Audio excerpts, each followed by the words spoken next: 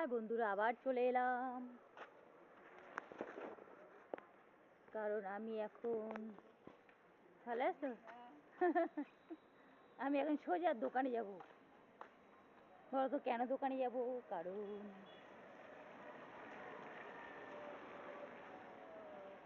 আমি ছাতাটাই আনিনি, আমার বৃষ্টিতে খাবে আজকে, ভিজে যাব। আসল কথা, আমার বিশাল পাস্তা খেতে ইচ্ছে করছে। কি ঠাকুমা?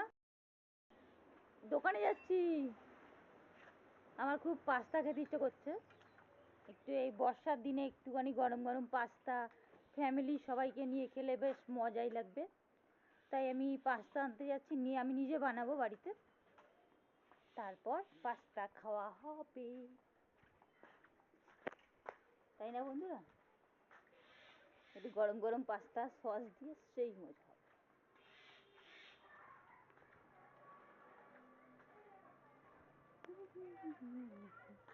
কে কে পাস্তা খেতে ভালোবাসো প্লিজ কমেন্টস করে জানিও। তো পাস্তা সেই লাগে খেতে, চাউমিনের থেকেও ভালো খাই পাস্তাটা, সত্যি বলছি।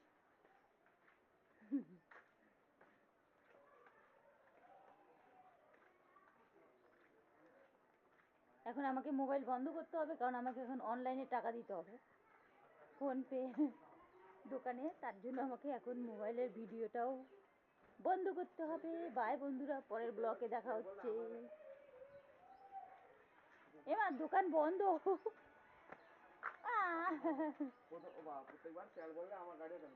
কপাল খারাপ, আমাদের পাড়ায় এই দোকান ছাড়া কোনো দোকানে পাস্তা বিক্রি হয় না, কারণ এটা সব থেকে বড় দোকান, তো দোকানটা বন্ধ আছে। হায় হায়, আমার কপাল খারাপ। এখন আমি কোথায় যাই? এই বাজার ছাড়া উপায় নেই, সেই বাজারে যেতে হবে।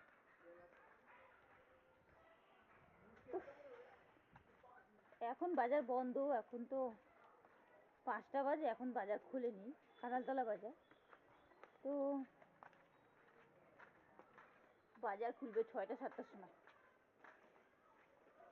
দেখি কি করি, ভাগ্যে থাকলে হবে, আর না থাকলে বিগ জিরো।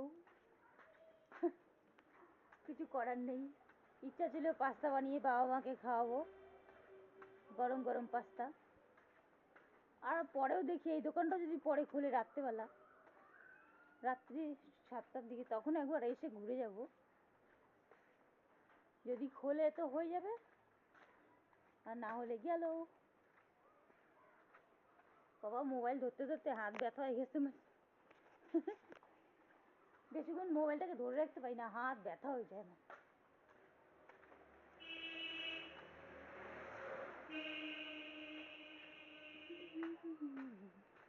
सजना है मुझे सजना के लिए।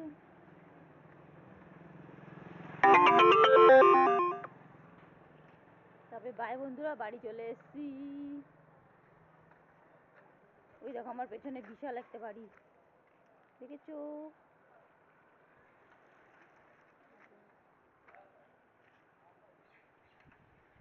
তারপরে এই একটা পাকা বাড়ি দেখো, বিশাল একটা পাকা বাড়ি, দেখেছো? আমাদের এখানে সব পাকা বাড়ি, শুধু আমি কপাল ফাঁকা, কিছু নেই আমার। বাই বন্ধুরা।